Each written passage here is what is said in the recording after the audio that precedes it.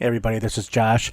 So Brian recently had an opportunity to talk to his mother-in-law Sherry, and she has some unique perspective on some of the things going on in the world today. I just wanted to come on here and say, we really appreciate you guys. And there's just a small audio problem with Brian, some of Brian's audio, not all of it, just some, but the content's really good. We just wanted to get that out for you. Hey everybody, it's Brian. I caught an impromptu phone conversation with my mother-in-law, Sherry. She's from Southern Illinois, and she was a little girl when the Great Depression happened. And I think that some of the ways her family knew how to do stuff coming out of that time in the Great Depression and rebuilding their life for the years forward benefited her and can benefit us today.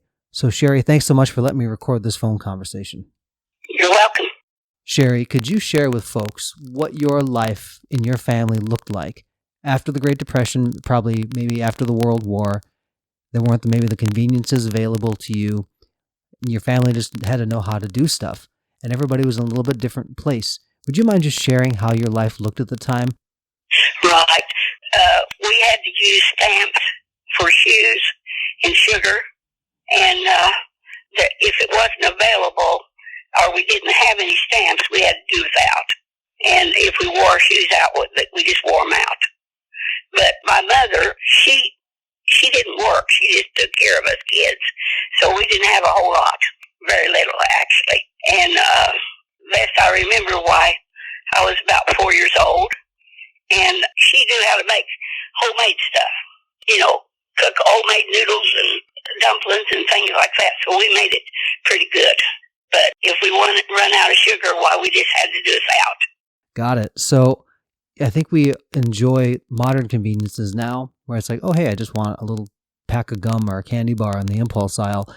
That wasn't there, and economically it wasn't there for you. So I'm sure like how you live now and how you lived back then, you had a lot of shuffling of priorities and what was important to buy, right?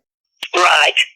Yeah, even today, I thank God that He allowed me to go up with not very much, so I learned how to make homemade food and stuff.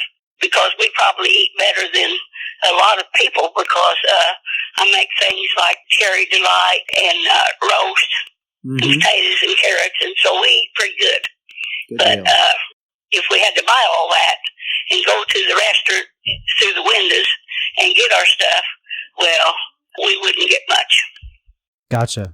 So as a lot of people have shifted jobs or lost jobs or gone through some things, and they have a lot of resources now to be able to learn something digitally, what are some real-world practical skills that you would encourage everybody to take time now to learn so that they're more prepared in the future for living everyday life? Well, a person should learn how to crochet and knit, because you could always make socks, and things. If it got to where it was pretty bad and you couldn't afford something, and they need to learn to sew. Because even before, when I was in junior high school, we didn't have very much. So one of my friends, my sister's mother-in-law, gave her a skirt size 20. And at that time, I was like about a 5 or 6. So I cut that skirt down and sewed it by hand, because my mother taught me how to sew. And I took little bitty tiny stitches, and I loved that skirt. It was a brownish corduroy. So, people need to not just sit around.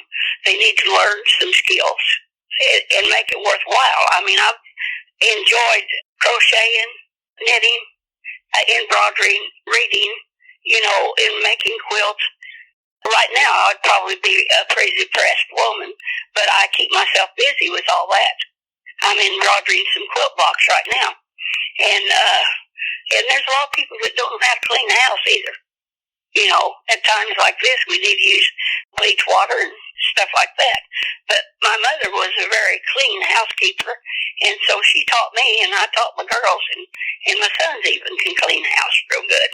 So there's a lot of things that a person could do if they would just do it, especially young people.